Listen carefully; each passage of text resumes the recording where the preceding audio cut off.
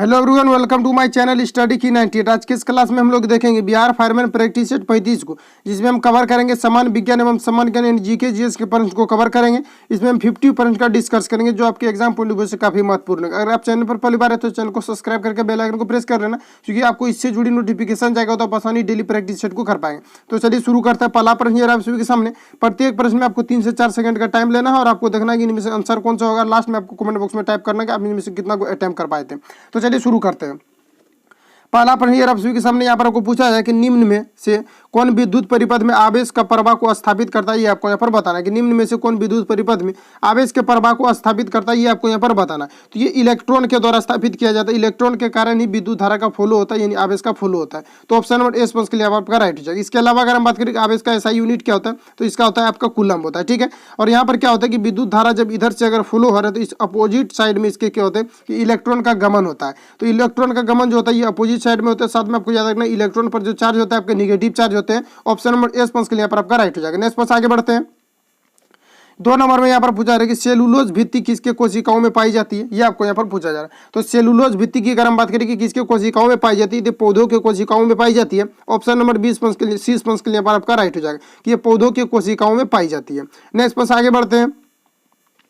Mendeleev ने जब अपना कार्य करना शुरू किया था उस समय कितने तत्व ज्ञात थे। ये आपको यहाँ पर पूछा जा रहा है। तो मेंडलीव की अगर हम बात करें कि मेंडलीव ने जब अपना कार्य करना शुरू किया था उस समय कितने तत्व ज्ञात थे, तो ये जो है आपका 63 तत्व ज्ञात थे। तो ऑप्शन नंबर ए स्पष्ट के लिए आपका राइट हो जाए। इसके अलावा अगर हम बात करें कि न्यूलैंड्स ने जो अष्टक नियम दिया था उस समय कुल कितने तत्व ज्ञात थे, तो उस समय टोटल जो है 56 तत्व ज्ञात थे। और न्यूलैंड्स का जो नियम दिया गया था ये केवल कैल्शियम तक ही लागू हो पाया था। तो ऑप्शन नंबर ए स्पष्ट के लिए आपका राइट हो जाएगा। साथ में आपको ये भी याद रखना, ये भी पूछा जाता है कि न्यूलैंड्स ने जब अपना अष्टक नियम दिया था तो उस समय टोटल कितने तत्व ज्ञात थे, तो ये आपको यहाँ पर 56 हो जाएंगे। इसके अलावा अगर हम बात करें मेंडलीव ने जब अपना कार्य करना शुरू किया था तो उस समय कितने तत्व ज्ञात थे, तो उस समय जो है 63 तत्व ज्ञात थे। ऑप्शन नंबर ए स्पष्ट के लिए आपका राइट हो जाएगा।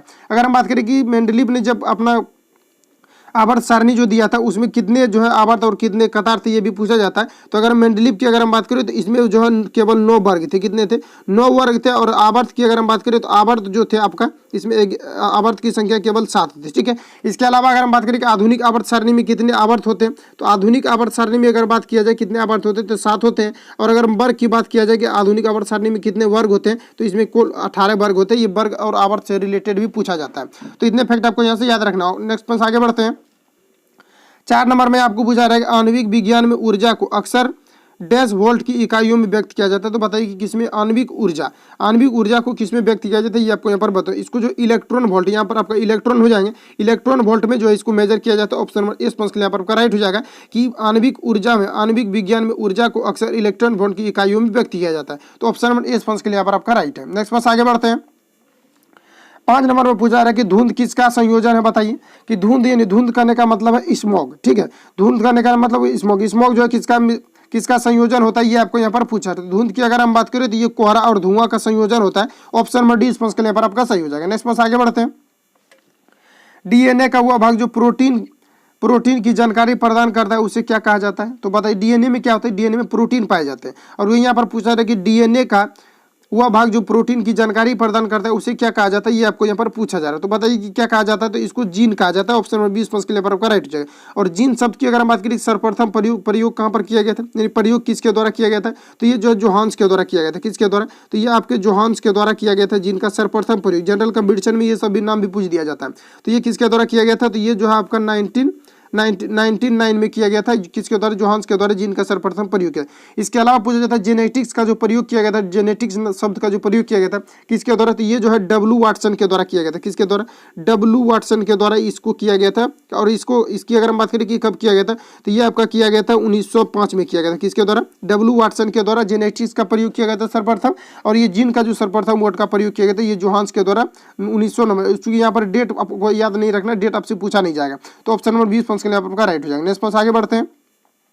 7 नंबर में यहाँ पर आपको पूछा जा रहा है कि चलते समय फिसलने से जोखिम में डैश है। तो बताइए कि चलते समय जो हम फिसल जाते, सबसे पहली बात कि जो व्यक्ति अगर आगे की ओर बढ़ा तो वो क्या करता है कि वहाँ पर निगेटिव, चूंकि आगे अगर हम बढ़ रहे हैं तो वहाँ पर क्या होता है कि निगेटिव घर्षण होता है। चूंकि घर्षण जो होता है जिस हम डायरेक्शन में चल रहे होते हैं, अगर उस डायरेक्शन में अगर घर्षण हो जाएगा तो वहाँ पर क्या होगा, पॉजिटिव। और जब पॉजिटिव होगा तो हम लोग क्या करेंगे, स्लिप कर जाएंगे, यानी फिसलन वाली जमीन पर गिर जाएंगे। तो वहाँ पर क्या होता है कि निगेटिव होता है, चूंकि घर्षण होता है जिसके कारण हम आगे बढ़ पाए। और जहाँ पर घर्षण होता है तो वहाँ पर क्या होता है कि निगेटिव कार्य होता है। तो वही यहाँ पर पूछा जा रहा है कि चलते समय फिसलने से जोखिम में कमी घर्षण का ऋणात्मक प्रभाव है, या घर्षण का धनात्मक और ऋणात्मक दोनों प्रभाव है, या घर्षण का उदासीन प्रभाव है, या घर्षण का धनात्मक। तो यहाँ पर ऑप्शन नंबर डी स्पष्ट के लिए यहाँ पर आपका सही हो जाएगा, क्योंकि घर्षण का जब धनात्मक प्रभाव होता है, क्योंकि हम जिधर चलते हैं उधर ही हम क्या करते हैं कि हम अगर चलते हैं तो वहाँ पर क्या होता है कि हम आगे चलते हैं तो वहाँ पर पीछे की ओर बल लगता है, जिसके कारण वो घर्षण होता है। घर्षण में निगेटिव कार्य होता है, वहाँ पर अगर पॉजिटिव कार्य होगा तो वहाँ पर हम लोग क्या होगा, फिसल जाएंगे। तो ऑप्शन नंबर डी स्पष्ट के लिए यहाँ पर सही है। नेक्स्ट पास आगे बढ़ते हैं।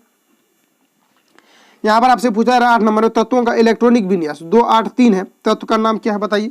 कि अगर किसी भी तत्व का अगर इलेक्ट्रॉनिक विन्यास 283 है तो उस तत्व का नाम क्या होगा, ये आपको यहाँ पर पूछा जा रहा है। तो अगर हम इसकी बात करें तो इस सभी को आपको क्या करना, ऐड कर देना। तो यहाँ पर कितना हो जाएगा आपका 13 हो जाएगा, और 13 पर क्या आता है आपका एल्यूमिनियम आता है, क्योंकि एल्यूमिनियम का परमाणु संख्या 13 होता है। और इसका इलेक्ट्रॉनिक विन्यास हम जब लिखेंगे कितना होगा, 283 हो जाएगा, जो कि एल्यूमिनियम का इलेक्ट्रॉनिक विन्यास है। तो ऑप्शन नंबर आपका सी सही हो जाएगा कि इलेक्ट्रॉनिक विन्यास इसका जो लिखने पर एल्यूमिनियम का आएगा, इसलिए ऑप्शन नंबर 6 पर यहाँ पर आपका सही हो जाएगा। एल्यूमिनियम का नाम है क्या, यानी तत्व का नाम आपसे पूछा जा रहा है तो ये हो जाएगा आपका एल्यूमिनियम। ऑप्शन नंबर 6 पर यहाँ पर आपका सही हो जाएगा।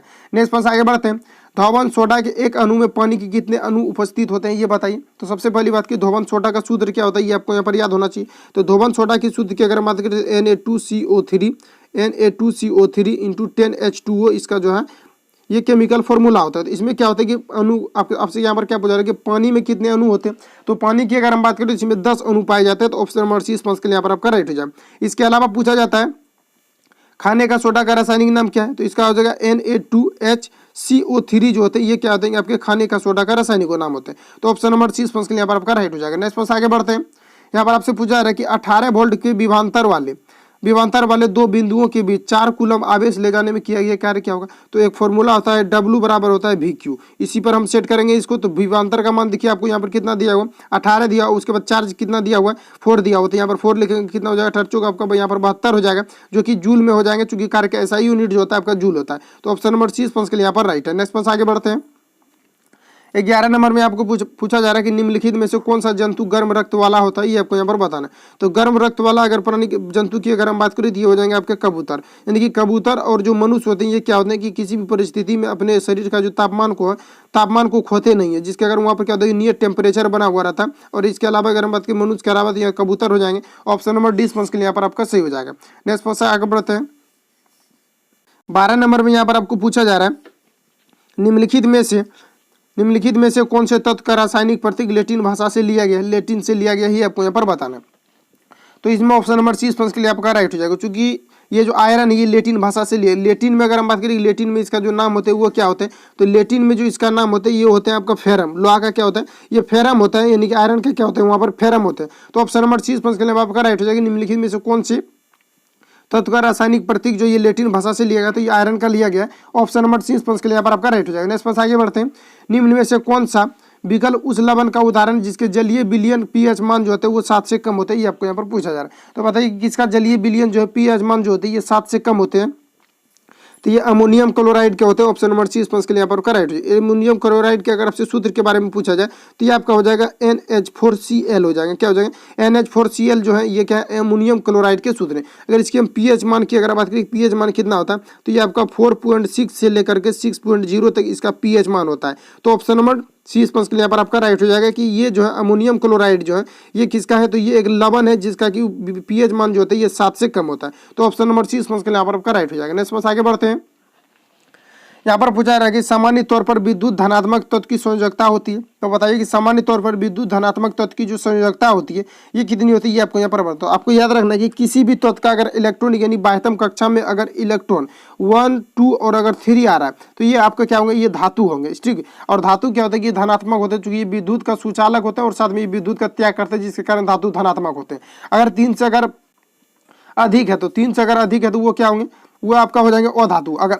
अगर 8 है तो वो क्या हो जाएंगे आपका नोबुल गैस हो जाएंगे। तो इतने फैक्ट आपको यहाँ से याद रखना है। और यहाँ पर आपको ऑप्शन नंबर जो है सी सही हो जाएंगे, क्योंकि आपसे पूछा जा रहा है कि सामान्य तौर पर विद्युत धनात्मक तत्व की जो संयोजकता होती है, विद्युत धनात्मक के बारे में कहा जाए, धनात्मक क्या होंगे, जो धातु होंगे वो क्या होंगे आपके धनात्मक होंगे। तो ऑप्शन नंबर 30 के लिए यहाँ पर आपका सही हो जाएगा। नेक्स्ट पास आगे बढ़ते हैं।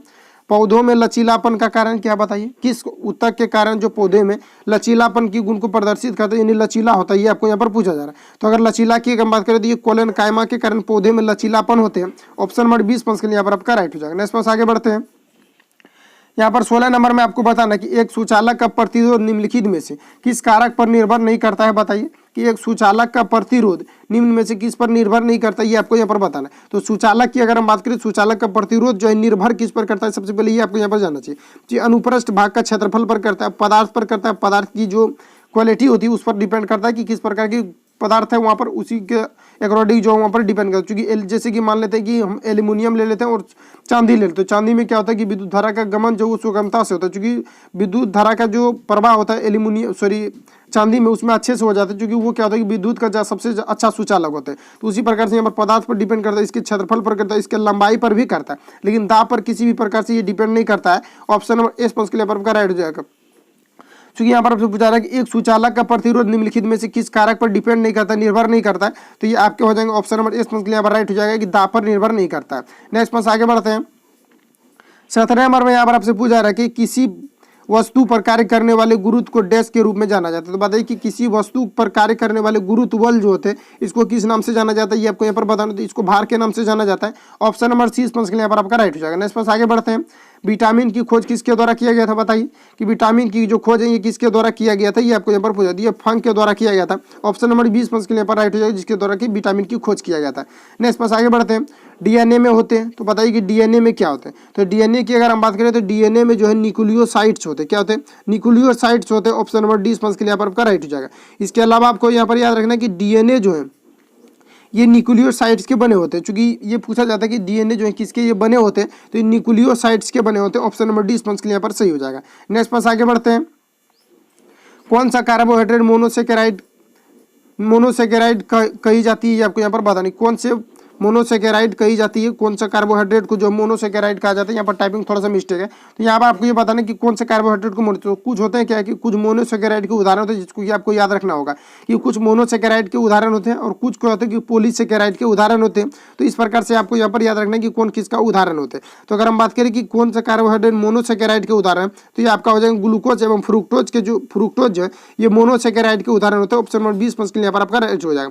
इसके अलावा अगर हम बात करें कि डाइसेकेराइड के उदाहरण कौन कौन से, ये भी पूछा जाता है कि डाइसेकेराइड के, तो इसको आपको डायरेक्ट याद रखना है कि किसका कौन उदाहरण, ठीक है। तो डाइसेकेराइड की अगर हम बात करें तो ये हो जाएगा आपका माल्टोज हो जाएंगे, क्या हो जाएंगे, माल्टोज जो होते हैं ये किसके होते हैं, ये डाइसेकेराइड के उदाहरण होते हैं। इसके अलावा अगर हम बात करें तो सुक्रोज जो होता है ये क्या होता है, ये डाइसेकेराइड के उदाहरण होते हैं। इसको आप चाहे तो नोट डाउन कर सकते हैं, डाइसेकेराइड के उदाहरण। तो इसके अलावा अगर हम बात करें तो ये आपको हो जाएंगे लैक्टोज, क्या हो जाएंगे, लैक्टोज जो होते हैं ये क्या होता है आपका डाइसेकेराइड के उदाहरण होते हैं।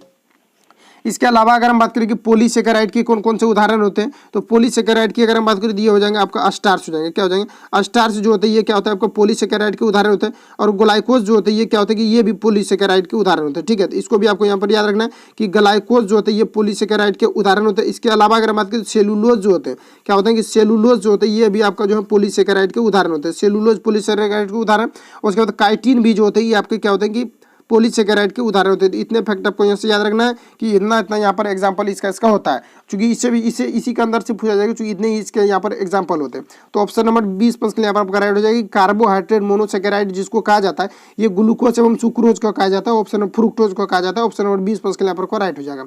नेक्स्ट पर आगे बढ़ नेक्स्ट में यहाँ पर आपसे पूछा जा रहा है 21 नंबर में निम्नलिखित में से कौन दुग्ध प्रोटीन है। तो बताइए कि कौन सा दूध का प्रोटीन है, ये आपको यहाँ पर बताना है। तो दूध की प्रोटीन की अगर हम बात करें तो ऑप्शन नंबर 30 के लिए आपका राइट हो जाएगा कि केसिन जो होते हैं ये दुग्ध प्रोटीन होते हैं। इसलिए होते हैं क्योंकि केसिन के कारण ही दूध में जो वसा दिखता है वो क्या होता है, उसको हम केसिन कहते हैं। और केसिन के कारण ही दूध का धुंधला रंग दिखता है, यानी कि पीलापन दिखाई पड़ता है। किसके कारण, केसिन के कारण। ऐसा भी पूछा जाता है कि दूध में क्या पाए जाते हैं, कौन सी विटामिन पाए जाते हैं। सॉरी, यहाँ दूध में क्या पाया जाता है, तो यहाँ पर आपका केसिन हो जाएगा। ऑप्शन नंबर 30 के लिए यहाँ पर आपका राइट हो जाएगा। नेक्स्ट पर आगे बढ़ते हैं। आहार नाल के किस भाग में प्रोटीन का अमीनो अम्ल में निम्नीकरण होता है, ये आपको यहाँ पर बताना है कि आहार नाल में प्रोटीन का जो अमीनो अम्ल में विखंडित होता है, निम्नीकरण होता है, ये किस में होता है, ये आपको यहाँ पर पूछा जा रहा है। तो इसकी अगर हम बात करें तो ये हो जाएगा छोटी आंत में होता है। आहार नाल के किस भाग में, तो ये छोटी आंत में प्रोटीन का जो होते हैं ये अमीनो अम्ल में विखंडित होते हैं। ऑप्शन नंबर ए के लिए यहाँ पर आपका राइट हो जाएगा। नेक्स्ट आगे बढ़ते हैं। किस विटामिन को हार्मोन भी कहा जाता है, मोस्ट वीवीआई क्वेश्चन। किस विटामिन को भी जो है हार्मोन कहा जाता है, ये आपको यहाँ पर पूछा है। तो विटामिन डी को हार्मोन कहा जाता है। अगर हम बात करें कि विटामिन डी सबसे ज़्यादा कहाँ पर मिलेगा, तो ये आपके प्राकृतिक सनलाइट में मिलेगा। कहाँ पर, नेचुरल सनलाइट में जो है विटामिन डी मिलता है। इसके अलावा अगर हम बात करें तो मछली के यकृत तेल में विटामिन डी पाया जाता है। इसके अलावा अगर हम बात करें और यहाँ पर पूछा जाता है कि मानव मूत्र में कौन सी विटामिन पाई जाती है, तो मानव मूत्र में अगर हम बात करें कि कौन सी विटामिन पाई जाती है, तो वहाँ पर भी विटामिन डी पाया जाता है। तो इतने फैक्ट आपको यहाँ से याद रखना। ऑप्शन नंबर 30 यहाँ पर आपका राइट है। नेक्स्ट पास आगे बढ़ते हैं। रेनिन का श्रवण करने वाला अंग कौन सा है बताइए, कि रेनिन का जो श्रवण होता है ये किस अंग के द्वारा श्रवण होता है, ये आपको यहाँ पर बताना। तो ये अमाशय के द्वारा होता है। ऑप्शन नंबर 20 के लिए यहाँ पर का राइट हो जाएगा। ऑप्शन नंबर बी यहाँ पर राइट हो जाएगा कि रेनिन का श्रवण कहाँ पर से होता है, ये अमाशय से होता है। ऑप्शन नंबर बी राइट है। नेक्स्ट पास आगे बढ़ते हैं। रसोई गैस किसका मिश्रण है, तो बताइए कि रासायनिक गैस जो होते हैं एलपीजी, कहने का मतलब एलपीजी जो होते हैं ये किसका मिश्रण है, लिक्विड पेट्रोलियम गैस किसका मिश्रण है, तो ये मीथेन और या ब्यूटेन और प्रोपेन का मिश्रण होता है। ऑप्शन नंबर 20 के लिए आपका राइट हो जाए। किसका होते हैं, तो ये आपका मीथेन और ब्यूटेन और प्रोपेन का होता है। ऑप्शन नंबर 20 के लिए आप राइट हो जाए। इसके अलावा अगर हम बात करें कि एलपीजी जी होते हैं ये गंध युक्त नहीं होती, इसमें किसी भी प्रकार की गंध नहीं पाई जाती है, लेकिन इसमें मिला दिया जाता है आपका एथिल मरकैप्टन मिला दिया जाता है, जिसके कारण से अगर कहीं भी गैस का रिसाव होते हैं तो वो क्या होते हैं कि गंध के कारण से पता चल जाता है व्यक्ति को कि कहीं पर क्या हो रहा है कि गैस का रिसाव हो रहा है। तो उसमें क्या मिला दिया जाता है ये भी पूछा जाता है। तो ये इसमें आपको मिला दिया जाता है एथिल मरकैप्टन मिला जाता है। इसको भी आपको यहाँ पर एथिल मरकैप्टन का शुद्ध क्या है, C2H5HS है। ठीक है, तो इसको भी आपको यहाँ पर याद रखना है। तो ऑप्शन नंबर 20 के लिए आपका राइट हो जाएगा। नेक्स्ट पर आगे बढ़ते हैं। अभ्रक क्या है बताइए, तो अभ्रक की अगर हम बात करें कि अभ्रक क्या है, तो अभ्रक जो होते हैं आपका ये आपके होते हैं उष्मा का अच्छा चालक, उष्मा का अच्छा चालक होता है लेकिन विद्युत का खराब चालक होते हैं। तो ऑप्शन नंबर 20 के लिए आपका सही हो जाएगा। इसमें उष्मा का फ्लो हो सकता है लेकिन विद्युत का फ्लो नहीं होता है, किसमें, तो अभ्रक में। तो ऑप्शन नंबर 20 के लिए सही है। नेक्स्ट पास आगे बढ़ते हैं। यहाँ पर आपसे पूछा रहा है कि वातावरण में सर्वाधिक मात्रा में पाई जाने वाली गैस कौन सी है बताइए। तो वातावरण की अगर बात करें वायुमंडल में सबसे ज्यादा तो आपको पाया जाता है, ये पाया जाता है नाइट्रोजन पाया जाता है। कितना पाया जाता है, तो नाइट्रोजन आपका 78% नाइट्रोजन पाए जाते हैं। और ऑक्सीजन की अगर हम बात करें तो ऑक्सीजन 21% पाया जाता है। कितना पाया जाता है, 21% आपको ऑक्सीजन पाए जाते हैं। इसके अलावा अगर हम बात करें कि अन्य गैस जो पाए जाते हैं आपका, यानी कि अन्य सारे गैस जो होते हैं वो आपका लगभग 1% पाया जाता है। तो ऑप्शन नंबर आपका यहाँ पर हो जाएंगे ऑप्शन नंबर 30 के लिए पर आपका राइट हो जाएगा कि नाइट्रोजन जो होते हैं वातावरण में सबसे अधिक मात्रा में पाई जाती है नाइट्रोजन। अगर वही कार्बन डाइऑक्साइड की अगर हम बात करें, कार्बन डाइऑक्साइड कितना पाया जाता है, 0.03% जो होते हैं ये कार्बन डाइऑक्साइड पाया जाता है। तो ऑप्शन नंबर 30 के लिए आपका राइट हो जाएगा। नेक्स्ट आगे बढ़ते हैं। 28 नंबर में आपको बताना कि माई एक्सपेरिमेंट विद तुरुत निम्नलिखित में से किस व्यक्तित्व के जीवन पर लिखा गया है।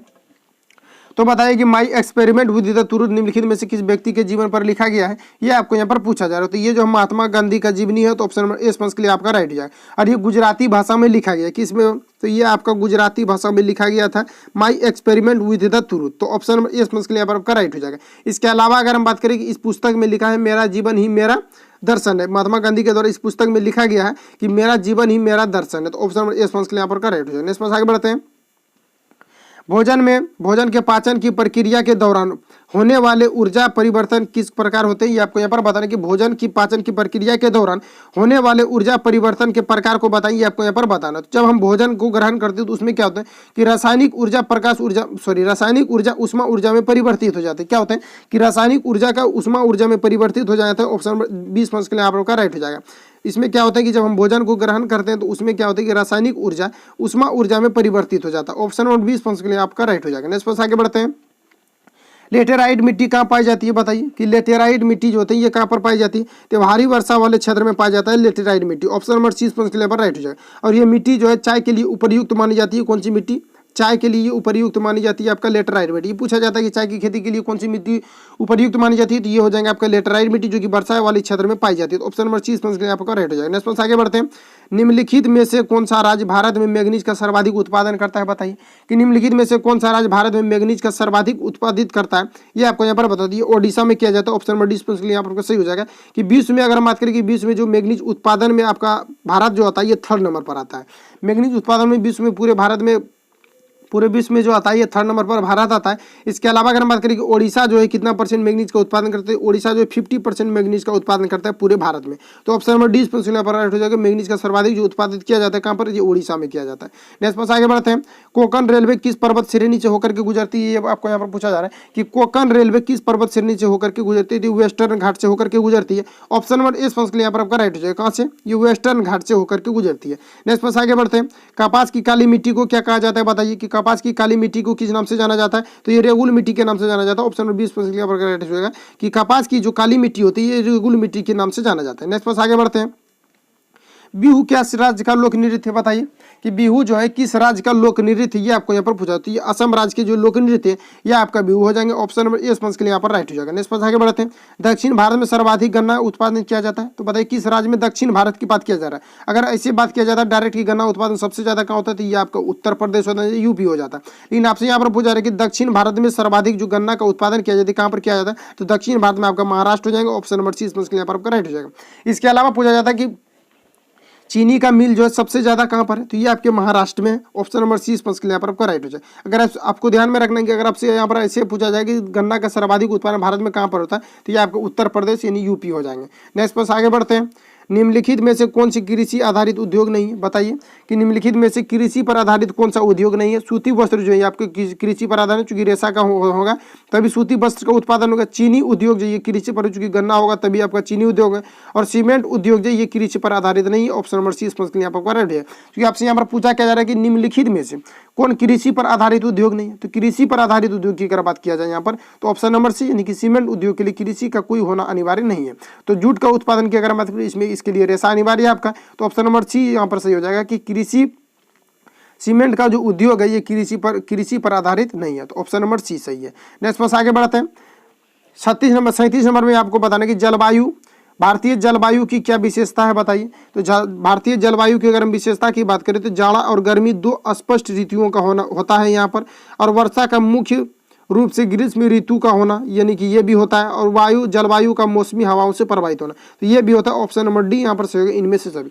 और देखिए आपको यहाँ पर ध्यान में रखना है कि बिहार फायरमैन का जो एग्जाम में ये इसमें आपका नेगेटिव मार्किंग नहीं रहता, और इस प्रकार का जहाँ भी प्रश्न आपसे पूछा जाता है कि इनमें से कोई नहीं, अगर आप नहीं जानते प्रश्न को तो इनमें से कोई मार देना, क्योंकि वहाँ पर क्या होता है कि अक्सर सभी प्रश्न में जहाँ पर रियल में 4 ऑप्शन नहीं होते उसी में दिया हुआ रहता है इनमें से सभी। ठीक है, तो ऑप्शन नंबर डी स्पष्ट यहाँ पर आपका राइट हो जाएगा। नेक्स्ट पास आगे बढ़ते हैं। देवदार के पेड़ मुख्य रूप से कहाँ उगते हैं? तो बताइए कि देवदार के जो पेड़ होते हैं ये मुख्य रूप से कहाँ पर उगते हैं। इस प्रश्न में जो है लगभग हम जीके का जो है कम ही प्रश्न सेट किए थे, इसमें जो है ज्यादातर साइंस के प्रश्न को हम सेट किए, क्योंकि जीके का जो है बहुत सारे प्रश्न हो चुका है पीछे, और जो है इसलिए इसमें ज्यादा साइंस का प्रश्न को डिस्कस कर दिए, क्योंकि इसमें जो है साइंस का ज्यादा इंक्लूड करना था, क्योंकि साइंस आपका जो है ये ज्यादा नहीं हो पाया था अभी। ठीक है, तो चलिए यहाँ पर आपसे क्या पूछा जा रहा है कि देवदार के पेड़ मुख्य रूप से कहाँ उगते हैं, ये आपको यहाँ पर पूछा। देवदार की अगर हम बात करें तो हिमालय में सबसे ज्यादा उगता है। ऑप्शन नंबर सी स्पष्ट यहाँ पर आपका राइट हो जाएगा। नेक्स्ट पास आगे बढ़ते हैं। आम पार्टी का गठन किस वर्ष किया गया था? तो बताइए कि आम पार्टी का गठन जो किया गया था ये किस वर्ष में किया गया था, ये आपको यहाँ पर बताओ। ये जो है 2012 में किया गया था। ऑप्शन नंबर सी यहाँ पर आपका राइट हो जाएगा। ये किसके द्वारा थे? अरविंद केजरीवाल के द्वारा किया गया था आम पार्टी का गठन। ऑप्शन नंबर सी यहाँ पर आपका राइट हो जाएगा। नेक्स्ट पास आगे बढ़ते हैं। यहाँ पर पूछा कि राष्ट्रवादी कांग्रेस पार्टी देश में स्थापित किया गया था, तो बताइए कि राष्ट्रवादी कांग्रेस पार्टी जो है ये कब स्थापित किया गया था? तो ऑप्शन नंबर डी 1999। इसके अलावा पूछा जाता है कि भारतीय राष्ट्रीय कांग्रेस की जो स्थापना का हुआ था ये कब हुआ था? तो ये 1885 में। ये VVI क्वेश्चन ये पूछा जाता है भारतीय राष्ट्रीय कांग्रेस की जो स्थापना कब हुआ था, तो ये 1885 में हुआ था। इसके अलावा आपको याद रखना है कि भारत राष्ट्रवादी कांग्रेस पार्टी की जो स्थापना किया गया था ये कब किया गया था? तो 1999 में किया गया था। ऑप्शन नंबर डी स्पष्ट यहाँ पर आपका सही हो जाएगा। अगर आप चैनल पर पहली बार तो चैनल को सब्सक्राइब करना, लाइक कमेंट शेयर करना। मिलते हैं नेक्स्ट वीडियो के साथ। Thank you for watching, best of luck. और आप अगर चैनल पर पहली बार तो चैनल को सब्सक्राइब जरूर कीजिएगा, क्योंकि आपको यहाँ पर फायरमैन से बेस्ट ऑफ द बेस्ट यहाँ पर प्रिपरेशन कराया जाएगा जब तक आपका एग्जाम चलते रहेगा। इसके अलावा अगर हम बात करें तो यहाँ पर 50 तक अगर प्रैक्टिस पहुंच जाएगा उसके बाद आपका मैथ चालू हो जाएगा। ठीक है, तो मिलते हैं नेक्स्ट वीडियो के साथ। Thank you for watching, best of luck.